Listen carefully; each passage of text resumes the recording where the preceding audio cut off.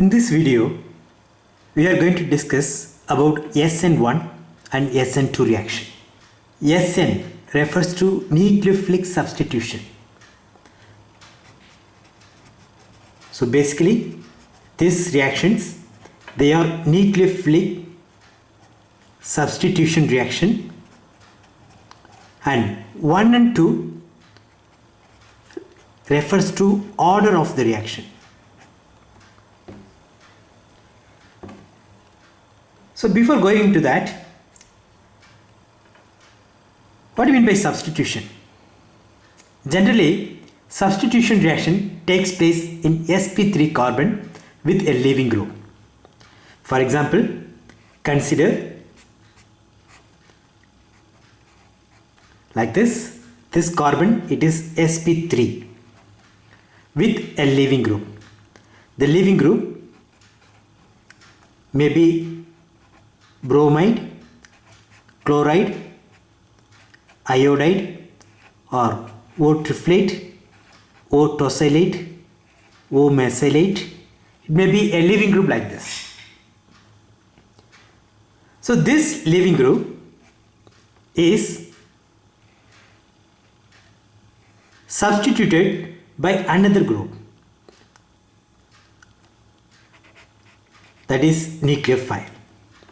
So nucleophile substitutes a leaving group present in a sp3 carbon. So that is substitution. There is one more reaction. This is in sp3 carbon. In sp2 carbon, we come across addition like this. A nucleophile attacks here, and what we get is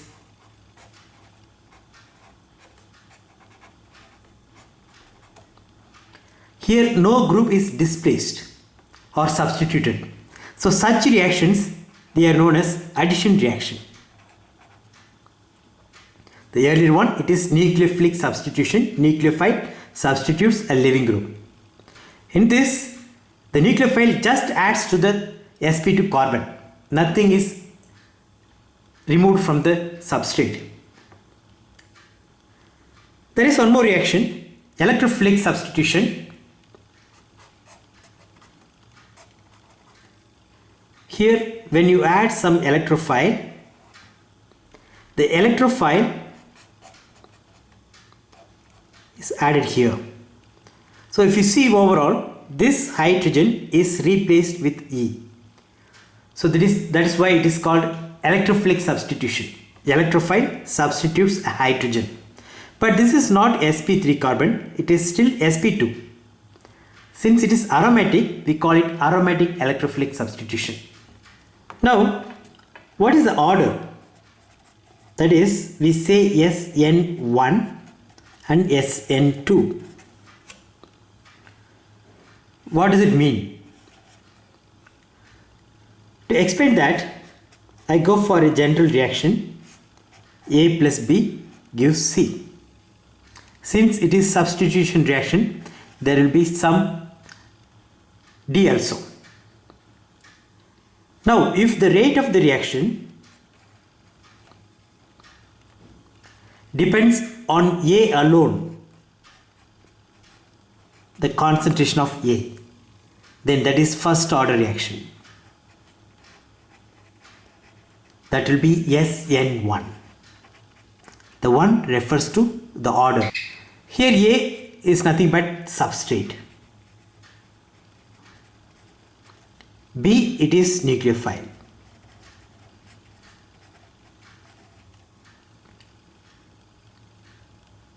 Suppose if the rate depends on the concentration of A as well as concentration of B, that is substrate and nucleophile, then it is second order reaction. You have to recall what is the order of the reaction, how it affects the rate of the reaction. For example, if I double the concentration of A in SN1 reaction, what will happen to the rate? If I double the concentration of B in SN1 reaction, what will happen? whether the rate of the reaction will double or it will become off, it will become 4 times more, or it will remain constant, like that it may be asked. So it is very easy. So when you increase the concentration of A by 2 times, the rate also will increase to 2 times, because here it is first order reaction with respect to A.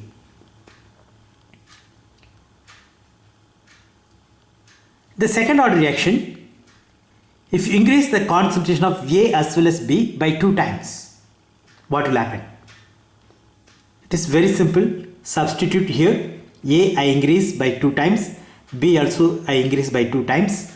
The order, it is 1 with respect to A and 1 with respect to B. Overall the order of the reaction, it is 1 plus 1, 2. But when you go for A, it is first order. When you go to B, it is first order. Overall, when you go for the reaction, it is second order. I have added this 2. Now I multiply this, what I get is 4. 2 multiplied by 2, it is 4. When I double the concentration of A and B in a second order reaction, then the rate of the reaction increases 4 times. Same thing, when I double the concentration of A and B in first order reaction, the rate will increase 2 times. It will double, because with respect to B, the rate of the reaction, it is 0. So that's why you should not consider this. Only with respect to substrate it will vary, not with respect to B. Now let us go to the mechanism of SN1. In this, there will be a leaving group.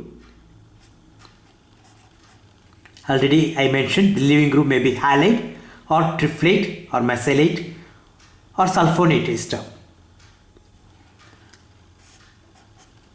This in polar solvent may be protic polar solvent like water, methanol and ethanol, like this.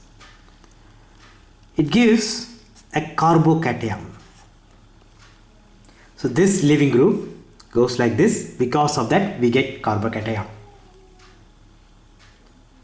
This carbocation, it is planar.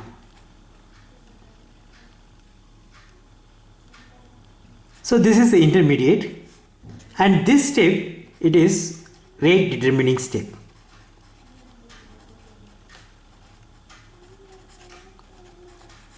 So the rate of the reaction depends on this particular step, how easily it can form the carbocation.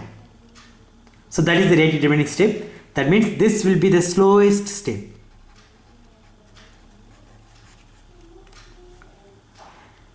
The second step, the nucleophile, say water. You may know it is very weak nucleophile. Since the electrophile, that is carbocation, it is very strong electrophile, it can react with even weak nucleophile to give the product.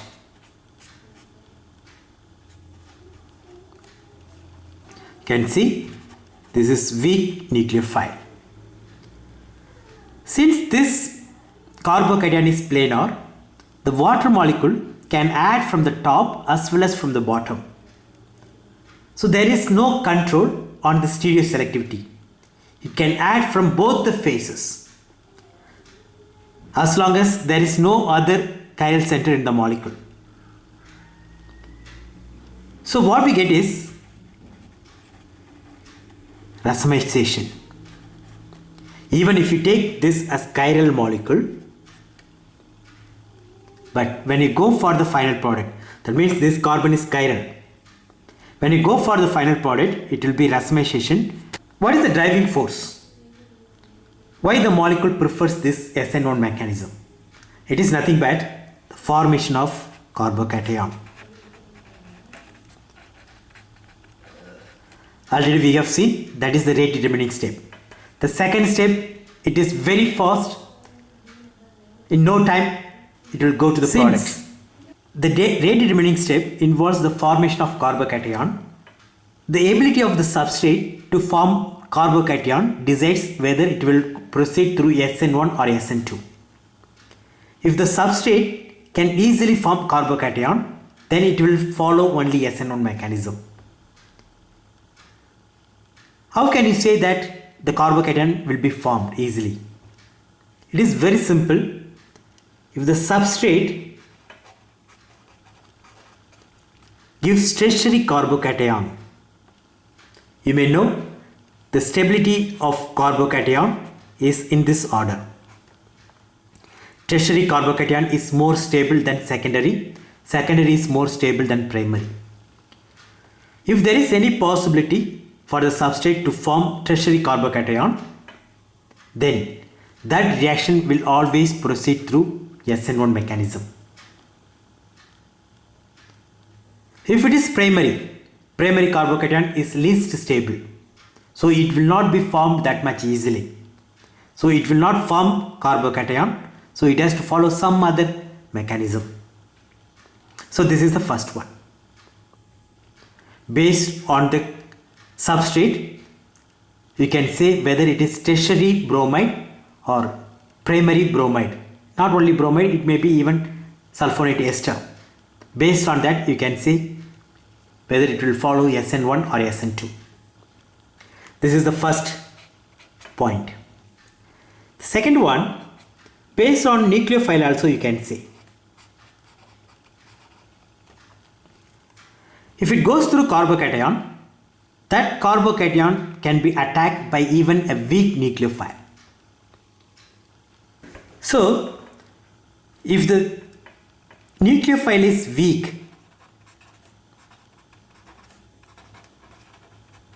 that means it goes through carbocation.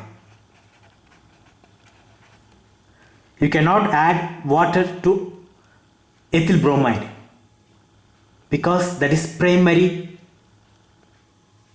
bromo compound. So if it goes through carbocation, it is nothing but SN1 mechanism.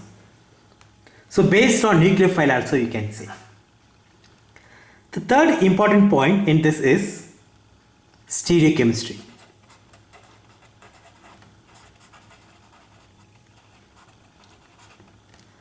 Since it goes through a carbocation intermediate which is planar in shape, which is planar intermediate, the nucleophile can add both sides with the same rate. So the possibility to add from both faces, it is same. Because of that, we always get racemization. So these three are very important. Based on this, question may be asked. Second one, it is SN2 reaction. Here generally I go for this compound. Generally the substrate will be primary alkyl bromide. For example, I have taken ethyl bromide. The earlier case I have taken 3CH3, but now it is ethyl bromide. There are two hydrogen. It is primary alkyl bromide. To this, when I add nucleophile, a strong nucleophile like methoxide minus or OH minus. So basically this will be a strong nucleophile, even CH3 minus. A strong nucleophile, when I add that, this nucleophile attacks from back side. So just opposite to this bromo. So you can imagine it is tetrahedral in shape. So at the bottom it will attack. From the back side nucleophile will attack. So what we get is an intermediate like this. So this has been partially broken. This bond has been partially formed. So we get intermediate like this. So it is not a separate step. The earlier case I mentioned formation of carbocation is one step, but this is not a separate step. This is intermediate. This gives a product like this.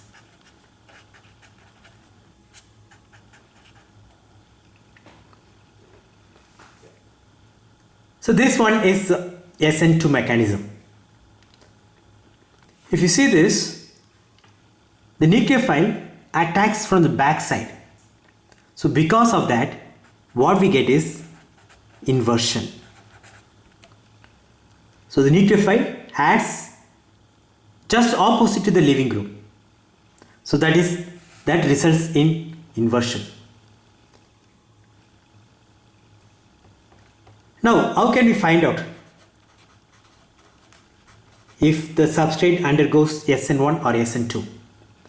For SN2, it will be primary alkyl bromide. Primary alkyl bromide prefers to undergo SN2 mechanism. What about secondary? Secondary, it may undergo SN1 as well as SN2. Both possibilities are there. So based on the racemization or inversion, you can say whether it is SN1 or SN2 or what percentage it is SN1 or SN2 you can say. When I say this, I go for this substrate.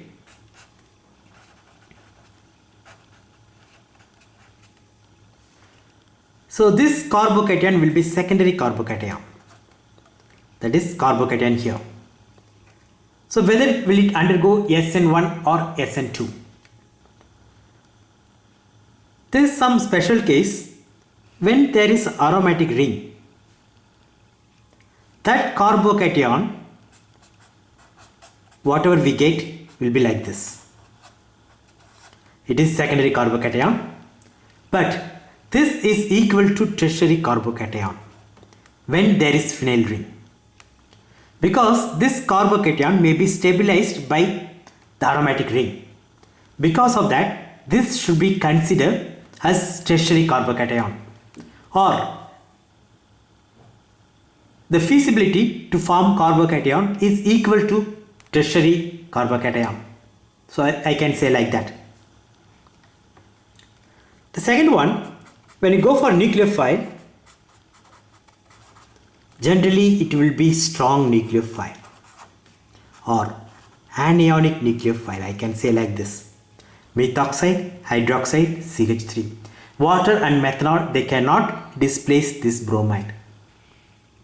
Third point, stereochemistry. Already I mentioned, since the attack is from backside, it results in inversion. Here I go for a special type of compound, that is bicyclic compound like this. Say here we have Br, leaving group.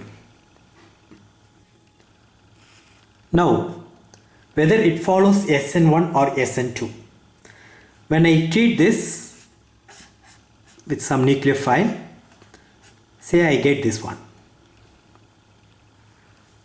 Whether it proceeds through SN1 or SN2.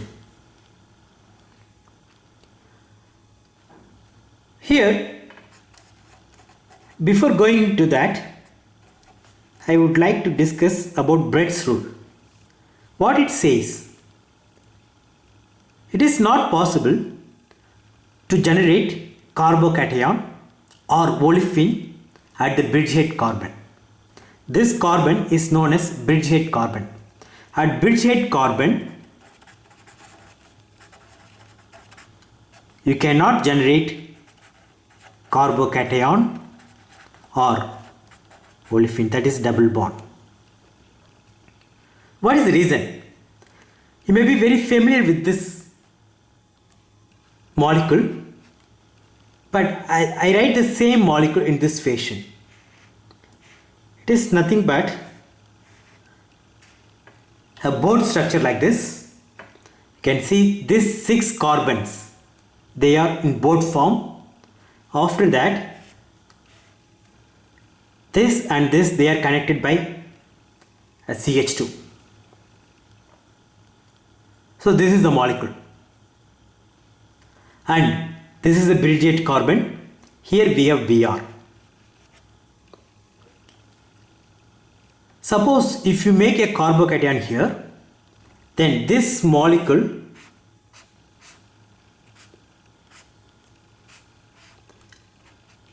becomes like this. You may know that carbocation is planar structure, but this one cannot become planar if the ring size is small.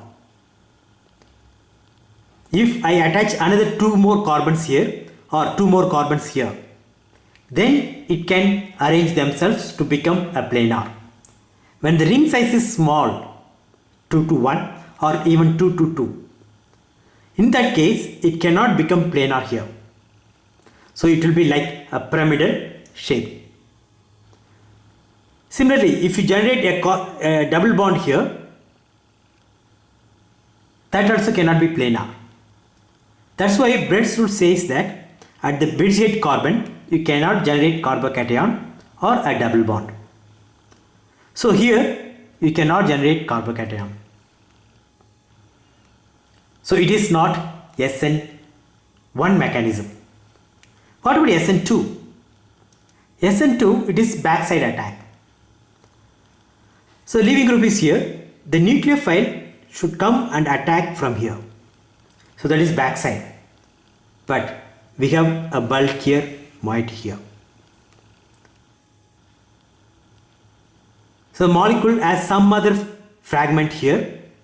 Because of that, it is blocked. The nucleophile cannot enter here. So it cannot undergo SN2 also. So the only possibility may be some other mechanism, maybe radical formation.